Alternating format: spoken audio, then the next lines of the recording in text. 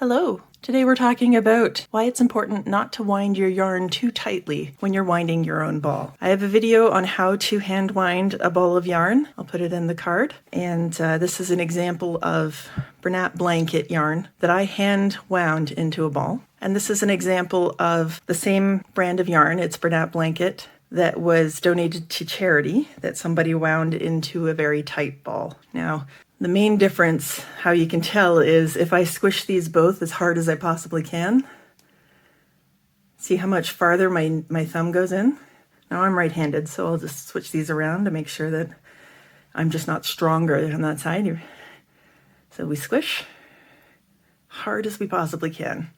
So that's one way to tell. So why shouldn't we do this? There's undoubtedly more yardage in this ball than this, even though they're roughly the same size. But that's because there's more room in this one. The problem with winding too tightly, and it's not super obvious on the outside of the ball. So I'm just gonna unwind it a bunch here till we get to some of the yarn in the middle. Okay, let's stop there.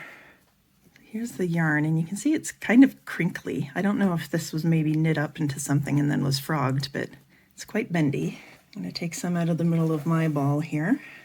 And it's not a huge difference, but you can definitely tell when you're working with it that this yarn is thinner than this yarn. Winding it tightly has completely changed the gauge. And if I try to stretch this, let's try to be a little scientific here. Okay, I've got a ruler. Let's put this guy on. All right, it's lying loosely. I'm going to pick it up about 1 inch apart, and I can stretch it. I want it to be straight when I pick it up.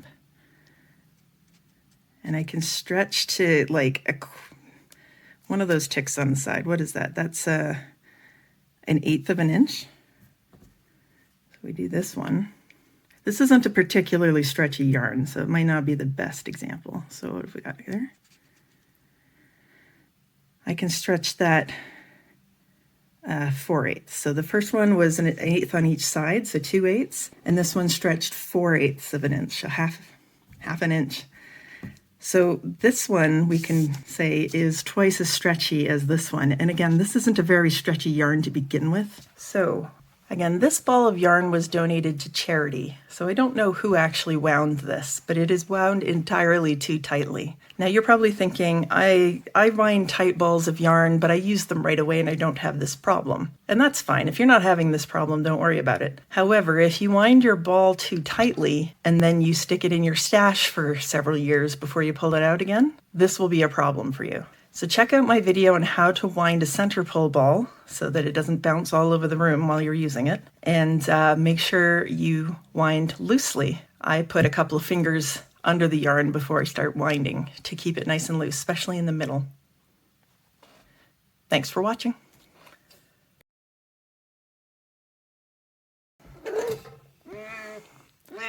Yeah?